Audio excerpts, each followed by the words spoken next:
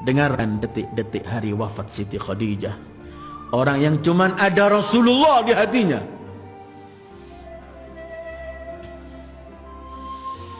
Hari itu beliau sakit, berbaring di tempat tidur yang paling sederhana, di kamar paling sederhana. Tapi kamar itu dan rumah itu adalah tempat naik turunnya para malaikat. Khadijah sudah enggak memiliki lagi kekayaannya semua itu. Dia sudah hanya tinggal di tempat yang amat sederhana. Di kamar sederhana ada Khadijah, ada Rasulullah, ada Zahra yang masih 5 tahun umurnya, salamullahi alaiha. Sunyi, tidak ada satu kalimat pun terungkap di kamar itu. Semua cuman pandang memandang. Khadijah mengeluarkan suara lebih keras, menangis beliau. Kemudian melihat Rasul, sekali melihat putrinya Zahra. Memegang Zahra, kemudian memeluk, menangisi Zahra. Memandang Rasul, kemudian sunyi tanpa suara, beliau pecahkan suara pertama. Khadijah berkata, "Ya Rasulullah, aku mungkin di akhir-akhir hayatku, wahai kekasih Allah. Aku sangat yakin aku sebagai istrimu, aku belum berbakti sepenuhnya kepadamu. Mohon maafkan semua kekuranganku ya Rasulullah." Rasulullah mendengar suara ini, beliau teriak, "Hasyaki, hasya, tidak wahai Khadijah. Kamu yang menghabiskan hartamu untuk perjuanganku. Kamu orang yang paling dekat kepadaku, setiap sekian orang kerabatku lari. Kamu yang paling berjuang Khadijah, jangan kamu katakan begitu." Khadijah memeluk lagi Fatimah.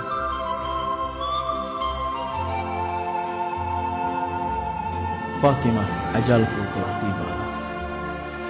Yang paling kutakuti wahai Fatimah adalah siksaan liang kubur.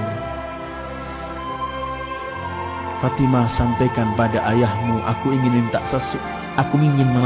sesuatu tapi aku malu, takut aku kurang ajar pada ayahmu. Bisakah aku ungkapkan langsung kepadamu supaya ayahmu enggak mendengar?" Fatimah menangis memeluk ibunya, kemudian pergi ke ayahnya. "Ayahku, ibuku ingin mengungkapkan sesuatu tapi tidak mampu di hadapanmu." Kata Rasulullah, "Biar ia sampaikan kepadamu, aku tunggu di luar pintu." Sayyidul Wujud keluar depan pintu sallallahu alaihi wasallam. Fatimah dipeluk erat oleh Khadijah. "Putriku Fatimah, aku takut. Inilah akhir hidupku di dunia yang fana. Aku sangat takut dengan liang kubur. Hei putriku, aku ingin minta serban ayahmu yang biasa dipakai untuk menerima wahyu agar menjadi kafanku. Tapi aku tidak berani mohon, aku takut kurang ajar depan Rasulullah." Fatimah memeluk ibunya, kemudian keluar Khadijah yang menghabiskan seluruh hartanya untuk Rasulullah, menganggap belum berbuat sesuatu untuk Rasulullah dan mau minta serban saja kepada Rasulullah. Dia takut. Bukan artinya takut karena Rasul membentak, karena Rasul begitu, tidak. Fatimah keluar menyampaikan kepada ayahnya. Ayahnya kemudian datang, melepas serbannya, kemudian berkata, "Berkabar gembiralah engkau Khadijah. Berkali-kali Jibril menyampaikan salam Allah untukmu dan telah mempersiapkan istanamu di surga." Dalam riwayat bahkan saat itu Jibril datang dengan kafan, dengan 5 kafan yang pernah saya sampaikan ketika kita membicarakan Imam Husain. Salah satu kafan itu untuk Khadijah. Kemudian Jibril berkata, "Sampaikan salam dari Allah kepada Khadijah, biar ia kembali kepada Allah dengan kafan dari Allah." Dan kemudian diberi kafan serban Rasulullah sallallahu alaihi wasallam. Asma binti Umais datang, melihat Siti Khadijah menangis. Beliau berkata, "Istri Rasul, kenapa engkau menangis? Bukankah engkau istri Rasul? Pasti kedudukanmu tinggi di sisi Allah, pasti surga menantimu." Kata Khadijah, "Aku yakin, tapi aku melihat anak gadis ini masih kecil wahai Asma. Asma wanita Gadis itu ketika dikawinkan, di hari pertamanya dia nggak mampu melakukan sesuatu di rumah suaminya. Dia memerlukan pendamping ibunya untuk menyampaikan sesuatu kepadanya. Aduhai, kesiannya Zahra di hari perkawinannya sudah tidak lagi menyaksikan aku. Asma kemudian bersumpah, demi Allah wahai Khadijah, aku akan mendampingi putrimu sampai akhir. Wa sadaqat Asma, dan memang Asma begitu akhirnya. Karena di hari perkawinan Siti Fatimah ketika diserahkan ke rumah Imam Ali, Rasulullah pernah berkata, semua yang di kamar keluarlah. Rasulullah kemudian memegang tangan Imam Ali dan Fatimah, kemudian menyampaikan doa. Ketika Rasul menoleh, Rasul di pojok melihat ada baju hitam, ada seseorang.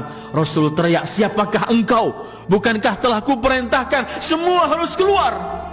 Kemudian Asma menoleh, aku Asma ya Rasulullah, aku bukan melanggar perintahmu, tapi aku telah janji dengan ibu Fatimah agar aku antarkan sampai akhir di rumah suaminya.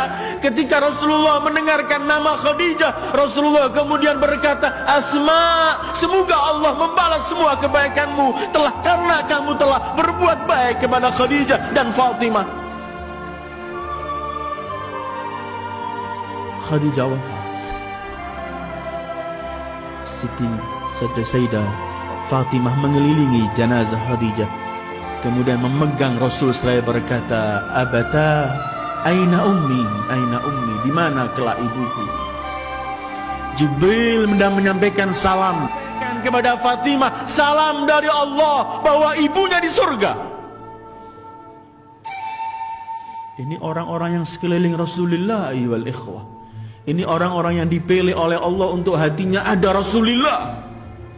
Setelah Khadijah wafat, Rasul kawin dengan siapapun tidak pernah melupakan Khadijah. Setiap kesempatan yang diingat cuma Khadijah. Dalam Bukhari pernah meriwayatkan, Aisyah pernah berkata, aku tidak pernah cemburu dengan istri Rasul seperti cemburuku dengan Khadijah. Padahal aku tidak pernah melihatnya, karena ia telah wafat jauh sebelum Rasul mengawini aku. Tapi karena apa? Karena seringnya aku mendengar Rasul memuji Khadijah. Kalau menyembelih kambing untuk dibagikan, Rasul berkata, berikan dulu pada kawan-kawan Khadijah. Kadang-kadang datang seorang wanita tua, Rasulullah melemparkan serbanya, disuruh duduk, ditanyai keadaannya, sampai Aisyah berkata, siapa ajuz, seorang wanita tua yang kamu hormati? Kata Rasulullah, Aisyah, ia adalah Shadiqatu Khadijah, fa inna husnal ahdi minal iman. Ini kawannya Khadijah. Tidak pernah Rasul melupakan Siti Khadijah. Wafat Khadijah, Rasul masuk ke Lahad, dikubur di Ma'la di Hajun sana, dikubur dengan Abu Talib, dengan Abdul Muttalib, dengan Abdu Manaf bareng di Ma'la. Dan ada kubahnya, semua orang berziarah ke tempat itu. Tetapi tahun 1924 Masehi atau 1343 Hijriah, kubah Siti Khadijah dengan Abu Talib dihancurkan rata oleh tanah oleh Wahabiyin saat itu, seperti tempat-tempat yang lain. Inilah Khadijah dan perjalanannya dengan Rasulullah sallallahu alaihi wasallam. Ketika beliau mencintai Rasulullah, beliau yakin beliau tidak pernah melakukan sesuatu kepada Rasulullah, karena selalu beliau menganggap kurang dan tidak pernah melakukan sesuatu. Karena Rasulullah agung, mulia baginya, karena itu kemudian beliau melihat dirinya sedikit dan tidak pernah melakukan sesuatu. Ayyuhal ikhwah, inilah sekelumit mengenai Siti Khadijatul Kubra At-Tahirah. Mudah-mudahan kelak kita mampu menatap dan melihat wajah beliau ketika beliau bersama Rasulullah sallallahu alaihi wasallam. Beliau adalah Ibu Zahra, beliau adalah Ibu Fatimah. Mudah-mudahan Allah memperkenankan kita untuk mencintai Rasul, mencintai Khadijah, mencintai Zahra, dan kemudian kita kelak wafat membawa cinta itu, dan kelak di akhir hari kiamat kita menatap, memandang wajah mereka dan memperoleh syafaat dari mereka. wa sallallahu ala khairi khalqihi Muhammad wa alihi ajma'in. Wassalamu alaikum warahmatullahi wabarakatuh.